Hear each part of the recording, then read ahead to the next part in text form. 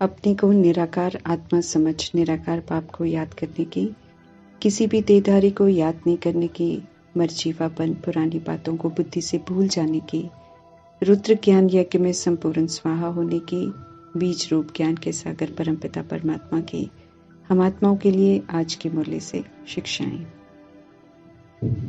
बड़े बाप के बड़े बच्चे हैं हम, बड़े कल्याणकारी कार्य के लिए निमित्त हैं, इसलिए साधारण और व्यर्थ न सोच सकते हैं, न बोल सकते हैं, न कर्म कर सकते हैं, न अपने समय और एनर्जी को व्यर्थ गवा सकते हैं।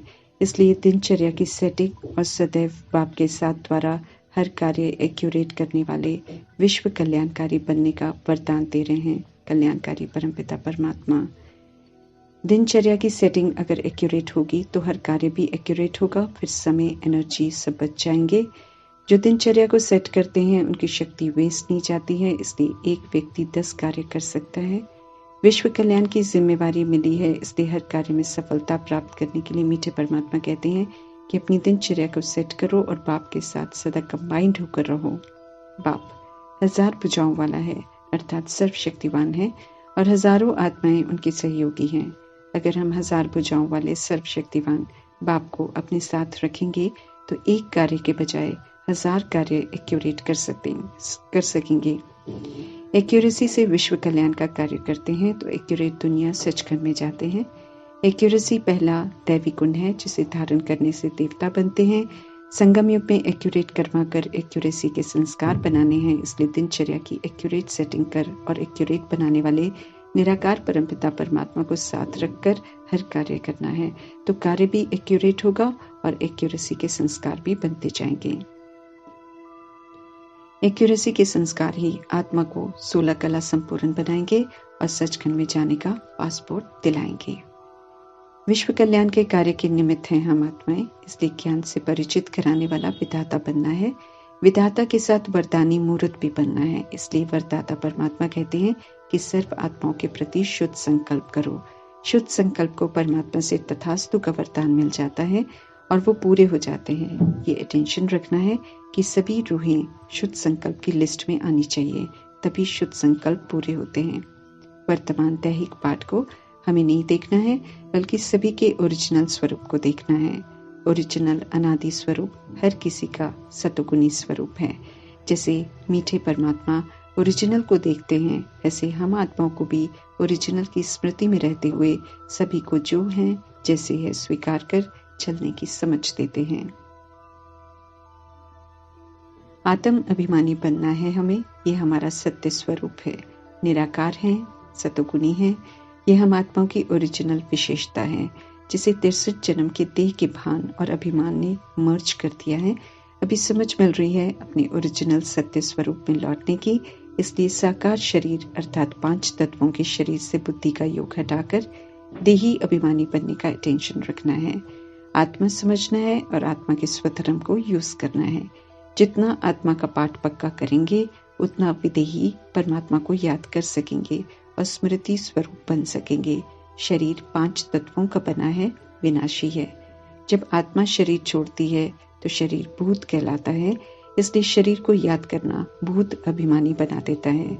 भूत को याद करेंगे तो भूत डराएगा, रुलाएगा और दुर्गति कराएगा।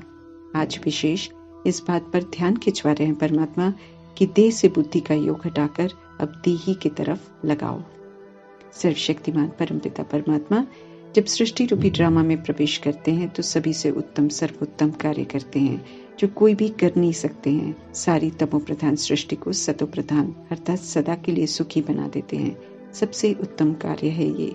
मीठे परमात्मा सर्व कार्य ऊंची करते हैं, इसलिए सबसे ज्यादा यादगार कल्याणकारी शिव के बनते हैं। स्मृति और विस्मृति के खेल में आत्मा पूज्य बन जाती है। जब अनादि आदि स्वरूप में स्थित होती है संगम युग में, फिर सतयुग में उत्तम अर्थात पूज्य का पाठ बजाते बजाते आत्मा की अवस्था बदलती है, अर्थात मध्यम बन जाती है द्वापर युग में, और कलयुग में बिल्कुल कनिष्ठ बन जाती है। देह रूपी मायावी अभिमान आत्मा को पूज्य से पुजारी बना देता है। अनेकों को भगवान कह देते हैं और अनेकों की पूजा करते हैं। मीठे परमात्मा समझ देते हैं कि जिन्हें भी हम भगवान समझते हैं भक्ति मार्ग में, सभी देहधारी हैं। इसलिए किसी को भी भगवान हम कह नहीं सकते हैं। ब्रह्मा, विष्णु, शंकर भी भगवान के संगमियों की रचना है, इसलिए उन्हें भी भगवान नहीं कह सकते हैं। भगवान की न साकार मूर्त है न आकार मूर्त होती है, वे सदैव निराकार हैं। फरमान करते हैं परमात्मा कि अब मुझे याद करो। आत्मा खुद को और स्वधर्म को भूल जाती है तो दुखी अशांत हो जाती है, इसलिए दुख में खुद भी याद करते हैं और रचना को भी याद करने को कहते हैं। अज्ञानता में भी अनेकों की पूजा करते हैं, लेकिन जब अति दुख होता है, जब जान पर बन जाती है, तो परमात्मा को ही याद करते हैं, लेकिन उन्हें जानते नहीं हैं।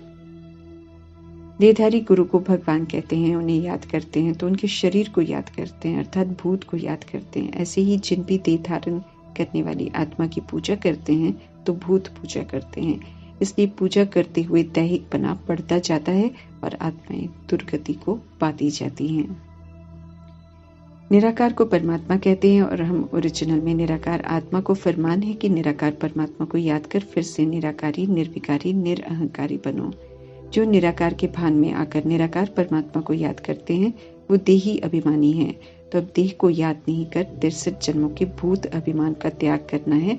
अपने को आत्मा नहीं समझ शरीर को याद करते हैं तो समझ लेना है कि भूत भूत को याद करते हैं। तो अपने को निराकार आत्मा समझ निराकार परमात्मा को याद करना है।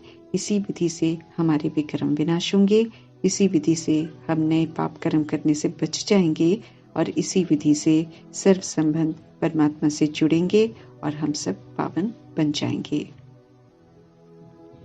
क्षमा परमात्मा भी दुखों से छुड़ाते हैं, तो उनकी श्रीमत पर हमें चलना है, तभी हम दुखों से मुक्त होंगे।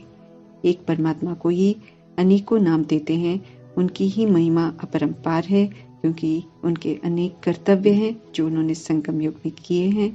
कर्तव्य प्रमाण यादगार बनते हैं, जिनका राज स्वयं परमात्मा आकर समझाते हैं। अपरंपार महिमा है मीठे परमात्मा की, जो अभी स्पष्ट समझ में आती है।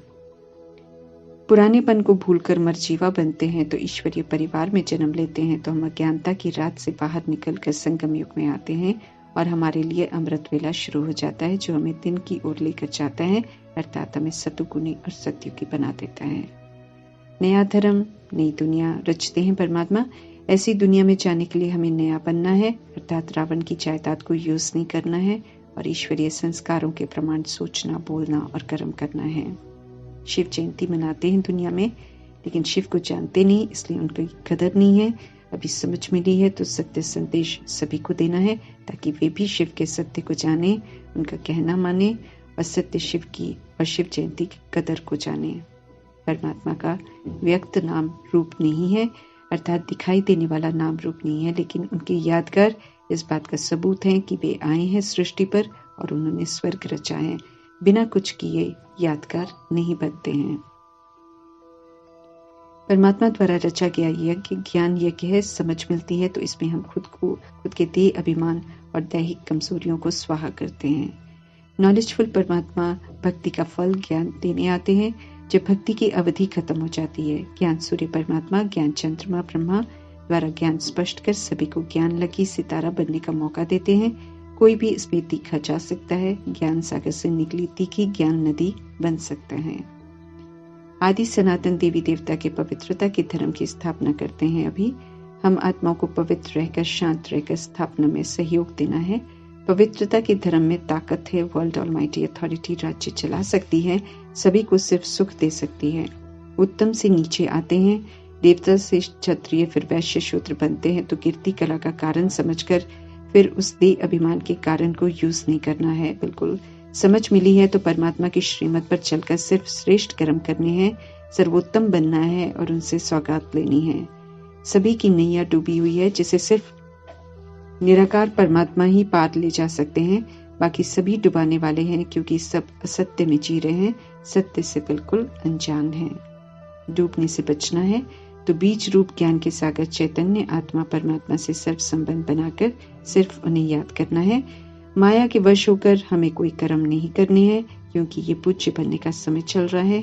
मीठे परमात्मा समझते रहें कि ईश्वरीय रस्मों को, ईश्वरीय कायदों को यूज करो, मेहनत कर अपने मर्तबे को प्राप्त कर लो, लायक बनो, तो सत्युग के कायदे और रस्मों का स्पष्टीकरण ड्रामा प्रमाण हो जाएगा। ओम शांति।